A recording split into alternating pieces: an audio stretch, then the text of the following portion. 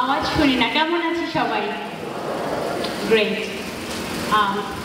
আজকে এই প্রোগ্রামে উপস্থিত অনারেবল গেস্ট এবং আমাদের সাথে যে শিক্ষার্থীরা আছেন আজকের এই প্রোগ্রামের পাওয়ার হাউসেস, সবাইকে আমার সালাম, আদাব এবং শুভেচ্ছা জানিয়ে আমি আমার কথা শুরু করছি। এবং স্পেশালি উৎসকে অনেক অনেক thanks for inviting me and কথা বলার সুযোগ করে দেওয়ার জন্য। আমার নাম ইরিনা, আমি একজন ফার্মাসিস্ট অ্যান্ড তরুণ উদ্যোক্তা। আজকে আমরা আমাদের সামনে যাদেরকে দেখতে পাচ্ছি, আপনারা বেসিক্যালি ফিউচার বাংলাদেশ। সো আমি যখন ভবিষ্যৎ বাংলাদেশকে আমার সামনে দেখি, এবং কিছুদিন আগেও যখন আমি স্টুডেন্ট ছিলাম, আমি আপনাদের মতো এই চেয়ারগুলোতে বসে থাকতাম, অনেকের কথা শুনতাম। সব কিছু মিলিয়ে আমি আজকে আমার দিক থেকে কিছু গাইডলাইন্স আমি সবার উদ্দেশ্যে শেয়ার করতে চাই, সো দ্যাট এটা আপনাদের স্টুডেন্ট লাইফে, ফিউচারে আপনারা যখন কেরিয়ারে যাবেন এবং পার্সোনাল বা প্রফেশনাল যে কোনো লাইফে কিছু বেসিক স্কিলস আসলে দরকার হয়, যেগুলো নিয়ে আমরা খুব একটা কথা শুনি না। আমাদের অলওয়েজ ছোটোবেলা থেকে শেখানো হয় যে খুব ভালো পড়াশোনা করতে হবে, রেজাল্ট ভালো করতে হবে। That is absolutely true, but এটার বাইরেও আমাদের বেসিক কিছু স্কিলস দরকার। আপনারা এখানে যারা উপস্থিত আছেন সবাই ভালো পড়াশোনা করছেন, ইউনিভার্সিটিতে চান্স পেয়েছেন, নিজেদের জায়গাটা অনেক হার্ড করছেন। তো এটা নিয়ে আমি আজকে খুব একটা কথা বলবো না। আমরা এখন ফোর্থ ইন্ডাস্ট্রিয়াল রেভলিউশনের টাইমে আছি, দ্যাট মিনস চতুর্থ শিল্প বিপ্লবের যে চেঞ্জেসগুলো এই গ্লোবালাইজেশনের টাইমে শুরু হয়ে গিয়েছে, এবং সেইটাকে টেকেল করার জন্য আপনারা যারা আজকে এখানে উপস্থিত আছেন, আমাদের ফিউচার বাংলাদেশ, আমাদের এই প্রজন্ম, এই তরুণ প্রজন্মের কিছু বেসিক স্কিলস দরকার। এই সফট স্কিলসগুলো নিয়ে একটু কথা বলবো, সো দ্যাট আপনারা যখন ইউনিভার্সিটিতে পড়াশোনা করছেন বা প্রফেশনাল লাইফে কাজ করতে যাবেন, এই জিনিসগুলো একটু মাথায় থাকে পড়াশোনার পাশাপাশি। ভেরি বেসিক স্কিলসের মধ্যে প্রথমেই যদি বলি, সেটা হচ্ছে যে রাইটিং।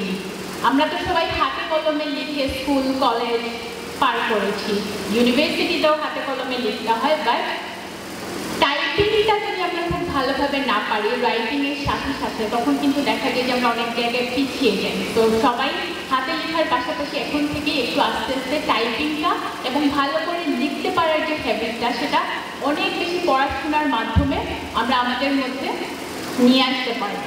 তারপরে যেটা, সেটা হচ্ছে আমাদের প্রেজেন্টেশন স্কিল। আমরা যদি খুব ভালো করে কথা বলতে পারি বা একটু গুছিয়ে যদি কথা বলতে পারি, এটা আমাদের পার্সোনাল অ্যান্ড প্রফেশনাল লাইফে আমাদেরকে অনেক দূরে এগিয়ে নিয়ে যেতে সাহায্য করবে। ব্যাপারটা এরকম না যে আমাদেরকে পারফেকশনিস্ট হতে হবে, বাট আমাদের ওই ইচ্ছাটা থাকতে হবে বা জানতে হবে যে what are the requirements we need. And thirdly যেটা বলবো, থার্ড অ্যান্ড ফোর্থ পয়েন্টটা অলমোস্ট সিমিলার, সেটা হচ্ছে নেটওয়ার্কিং অ্যান্ড কমিউনিকেশন। আমরা যতই ভালো পড়াশোনা করি, যতই আমাদের রাইটিং স্কিল থাকুক, যতই আমাদের স্পিকিং কোয়ালিটি থাকুক না কেন, আমাদের যদি ইনাফ নেটওয়ার্কিং না থাকে, আমাদের যদি ইনাফ কমিউনিকেশন না থাকে, সেই সকল মানুষদের সাথে যারা ভালো কাজ করছেন, যারা জব সেক্টরে ভালো করছেন বা যে কোনো সেক্টরে ভালো করছেন, তখন কিন্তু আমরা আমাদের ক্যারিয়ারে অনেক পিছিয়ে যাবো। আমি ছোট্ট একটা এক্সাম্পল যদি দিই, আজকে আমি এখানে এই প্রোগ্রামে এসেছি, আমাকে মুক্তা ইনভাইট করেছে, তো ওর সাথে আমার দেখা হয়েছিল বাংলাদেশ ইউথ ডেলিগেশন নামে বাংলাদেশ এবং ভারত সরকারের একটা প্রোগ্রাম ছিল, যেখানে বাংলাদেশ থেকে 100 জন তরুণদের একটা যুব প্রতিনিধি দল সেখানে যায়। তো সেখানে আমার পরিচয় হয়েছে। তো সেখানে যদি আমার ওর সাথে পরিচয় না হতো, যদিও আমি শ্রীমঙ্গলে জন্মগ্রহণ করেছি, বড় হয়েছি, বাট এই প্রোগ্রামটাতে হয়তো আসা হতো না। নট অনলি দ্যাট, আমি চা বাগানে কাজ করতে চাই, এটা নিয়ে আমার ওর সাথে যখন প্রজেক্ট প্রপোজাল শেয়ার করেছি, তখন আমাকে বলেছে যে আপু আপনি এখানে আসেন, ওদের সাথে একটু কথা বলেন। তো এই যে নেটওয়ার্কিং বা কমিউনিকেশনগুলো, শুধুমাত্র আমাদের যে কারোর সাথে দেখা হলো এরপরে ভুলে গেলাম, ব্যাপারটা যেটা এরকম না হয়, আমরা যাতে ইন টাচ থাকি, আমাদের কাজের শেয়ারিংয়ের মাধ্যমে বা আইডিয়া শেয়ারিংয়ের মাধ্যমে আমরা যাতে পার্সোনাল বা প্রফেশনাল রিলেশনশিপগুলোকে বিল্ড আপ করি, আমাদের নেটওয়ার্ক বা কমিউনিকেশন যাতে স্ট্রং হয়। আর আরেকটা জিনিস বলি, ফর এক্সাম্পল এখানে অনেকেই ফার্স্ট সেকেন্ড থার্ড ইয়ার আছো, অনেকে ইউনিভার্সিটি স্টার্ট করেছো, বাট আমাদের নেক্সট টার্গেট কি আসলে? কেউ আমরা জবে যাব, কেউ উদ্যোক্তা হব, কেউ প্রশাসনিক জবে যাব বা যে কোনো জায়গায় যাব, বাট অনেক জব আছে প্রাইভেট সেক্টরে যদি আমি বলি, সেগুলোর রিক্রুটমেন্ট কিন্তু আমরা অফিসিয়াল ওয়েবসাইটে দেখতে পাই না। তাহলে কীভাবে? ওই কোম্পানিগুলোতে যারা জব করেন তাদের মাধ্যমে ইন্টারনাল রিক্রুটমেন্টগুলো হয়।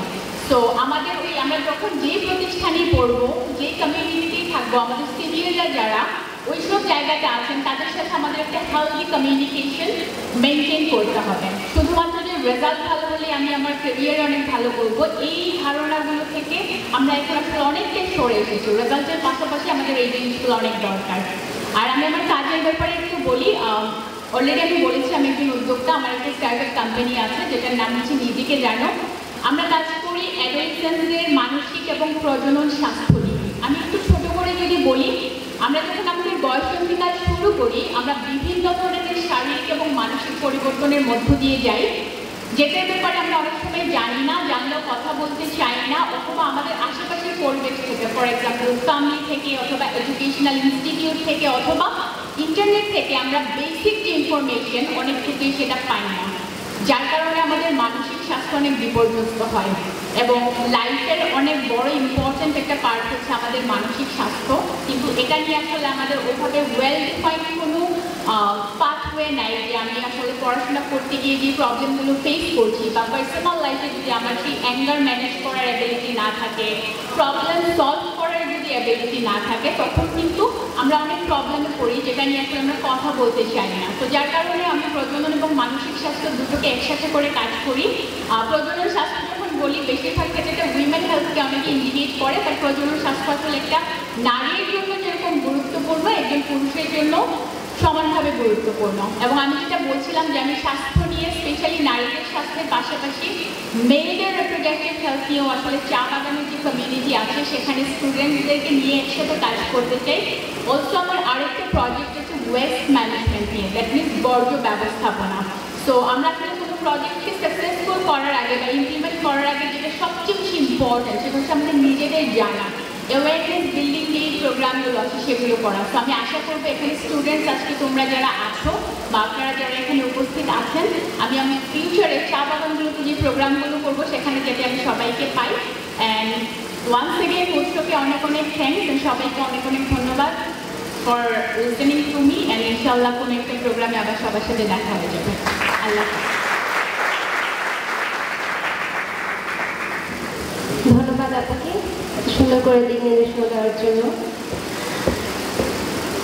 এবার আমি মঞ্চে আসার জন্য অনুরোধ করছি স্বর্গীয় হৃদয় ছত্রীদার বাবাকে আমাদের সবার উদ্দেশ্যে কিছু কথা বলার জন্য।